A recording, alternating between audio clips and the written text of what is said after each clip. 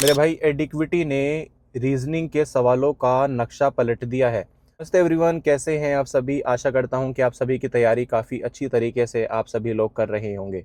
मौसम काफ़ी अच्छा है और आपका पढ़ाई में काफ़ी मन लग रहा होगा। मेरे भाई आज की वीडियो में मैं आपके साथ एडिक्विटी के पसंदीदा रीजनिंग के टॉपिक्स में आपके साथ शेयर करने जा रहा हूं। जैसा कि आप जानते हैं, रिसेंटली मैंने स्टेनो की एग्ज़ामिनेशन दी, तो मुझे ऐसा लगता है कि जो स्टेनो एग्ज़ाम में एडिक्विटी के रीजनिंग के सवाल मैंने देखे, एमटीएस में भी 90% चांस है कि वही सवाल आपको एग्ज़ाम में देखने को मिलेंगे। मेरे भाई पहले जैसी बातें अब गई कि टीसीएस इतनी आसान रीजनिंग देता था जिसका कोई हिसाब नहीं है। एडिक्विटी ने रीजनिंग का थोड़ा सा नक्शा, डिज़ाइन, क्वेश्चंस का डिज़ाइन, सारी चीज़ों को मेरे भाई बदल दिया है। तो आपको तैयारी में भी थोड़े बहुत चेंजेस लाने पड़ेंगे अगर आपको अपना सिलेक्शन पक्का करना है। तो मेरे भाई आज की वीडियो में डिटेल में आपके साथ सारी चीज़ें मैं डिलीवर करने जा रहा हूँ। लेकिन उससे पहले मैं चाहता हूँ कि अगर आपने मेरे चैनल को सब्सक्राइब नहीं किया है तो मेरे चैनल को सब्सक्राइब कर लीजिए। ज़्यादा से ज़्यादा मेरी वीडियो को लाइक करिए, कमेंट करिए, अपने भाई को थोड़ा सा सपोर्ट कीजिए, क्योंकि ये मेरी मोटिवेशन है मेरे भाई। तो चलते हैं अपनी मेन मकसद की तरफ, मुद्दे की तरफ वीडियो के।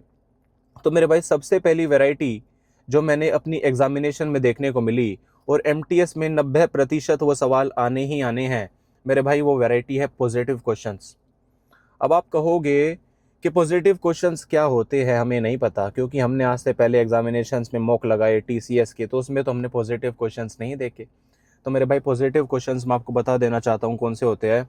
पॉजिटिव क्वेश्चंस मेरे भाई वो तरह के क्वेश्चंस होते हैं जो आपकी एनालिटिकल थिंकिंग, आपकी सोचने की शक्ति को टेस्ट करते हैं।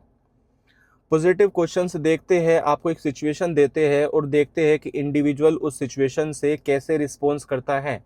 अब मैं आपको एक से दो एग्जाम्पल दे के समझाऊंगा। मेरे भाई रीजनिंग में मेरे स्टेनो एग्जाम में 5 सवाल इस पॉजिटिव थिंकिंग के देखने को मिले हैं और एमटीएस में भी 90% ये सवाल आएंगे। तो पहला सवाल पॉजिटिव थिंकिंग का मेरे एग्जाम में ये आया कि आप सड़क पे चल रहे हैं और आपको एक वॉलेट मिलता है जिसमें 10,000 रुपये है। उसमें आधार कार्ड है, इंसान का पैन कार्ड है, ड्राइविंग लाइसेंस है, सारे डॉक्यूमेंट्स है और उसमें 10,000 रुपये रोकड़ा है। तो मेरे भाई पहला ऑप्शन है, आप क्या करेंगे आपको ये बताना है। तो पहला ऑप्शन है कि आप पुलिस स्टेशन में जाएंगे ऑन द स्पॉट और उस जो वॉलेट को जमा कर देंगे। दूसरा ऑप्शन है मेरे भाई कि आईडी कार्ड में से कॉन्टैक्ट को देख के आप ऑन द स्पॉट उस इंसान को कॉल करोगे और उसका वॉलेट वापस करोगे। तीसरा ऑप्शन है मेरे भाई सारा रोकड़ा अपनी जेब में डाल लोगे। और चौथा ऑप्शन है आप उसको वहीं फेंकाओगे। तो आप बताइए कि आप इस सिचुएशन में क्या करेंगे, कमेंट्स में बताइए।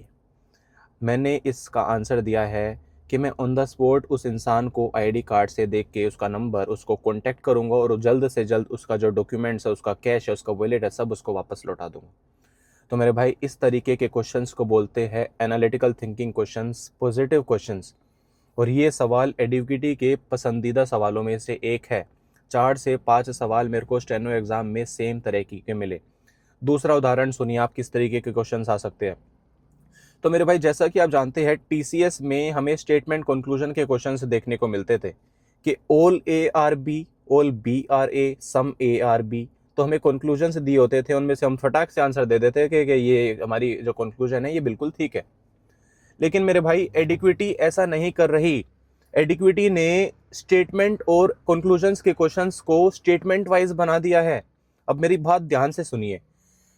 जैसे कि फॉर एग्जांपल आपको एक सवाल दिया मेरे भाई एग्जाम में कि स्टेटमेंट में आपको दिया हुआ है कि राम एक लड़का है जो बीकॉम ग्रेजुएट है, जिसके 70% एग्जामिनेशन में मार्क्स थे फाइनल रिजल्ट्स में। अब कंपनी को एक इंसान को हायर करना है जिसके मिनिमम 80% मार्क्स है, जो बीकॉम ग्रेजुएट है, जिसके पास एनालिटिकल थिंकिंग है, जिसके पास स्किल्स है, जिसके पास डिप्लोमा है। तो एक ऐसे इंसान को हायर करना है कंपनी को। तो कंपनी उस राम के बारे में बताया है क्वेश्चन में कि राम के 70% मार्क्स है, राम बीकॉम ग्रेजुएट है, राम के पास ये सारी स्किल्स है, ये सारी चीज़ें हैं। तो मेरे भाई उस स्टेटमेंट को पढ़ के आपको बताना है कि क्या कंपनी राम को हायर करेगी, क्या कंपनी राम को मेरे भाई रिजेक्ट करेगी, क्या कुछ भी नहीं करेगी। इस तरीके के सवाल मेरे भाई आपको देखने को मिल सकते हैं एमटीएस एग्जाम में। ठीक है जी। तो दो तरीके के सवाल मैंने आपको बताए। सबसे पहला पॉजिटिव थिंकिंग, दूसरा स्टेटमेंट और conclusion on the basis of statements. तीसरी वैरायटी है मेरे भाई सवालों की काफ़ी आसान सवाल है, हर बच्चा पूरे नंबर ले सकता है उन सवालों में। और एमटीएस में वो सवाल आपको 3 से 4 देखने को मिलेंगे। तो पहला सवाल मेरे भाई आता है बोर्ड मास रूल से। स्टेनो एग्जामिनेशंस में मुझे 3 से 4 सवाल ऐसे मिले जो रिपीटेड मोड में आ गए। सवाल थे कि आपको एक सिंपल सी इक्वेशन दी हुई है, प्लस माइनस करना है और नंबर्स को एक्सचेंज करना है, साइंस को एक्सचेंज करना है। तो मेरे भाई इन सवालों में बोर्ड मास रूल अप्लाई होता है, bracket open, division, multiplication, addition, subtraction. आपको ये बेसिक रूल याद कर लेना है और कुछ सवालों की प्रैक्टिस करनी है, जिसकी मदद से आप क्वेश्चंस को देखते ही एग्जाम में आपको पता चल जाए कि डिवीजन की जगह मल्टीप्लिकेशन आना है, प्लस की जगह माइनस आना है, और नंबर्स के ये एक्सचेंज होने पर जो हमारी इक्वेशन है वो बैलेंस हो जाएगी। तो मेरे भाई बोर्ड मास के काफ़ी इंपॉर्टेंट क्वेश्चंस है जो आपके एग्जाम में पूछे जाएंगे। चौथी वैरायटी है मेरे भाई क्वेश्चंस की, जैसा कि आपने यूट्यूब पे रिव्यूज़ में सुना होगा अब तक बच्चों के, जैसे स्टेनो एग्ज़ाम हो या फेस 13 अभी तक हुआ है, तो आपने सुना होगा कि परसेंटेज का सवाल मेरे भाई आपको रीजनिंग में देखने को मिला है। तो मैं 90% गारंटी देता हूं कि एमटीएस में भी मेरे भाई आपको परसेंटेज का सवाल देखने को मिलेगा।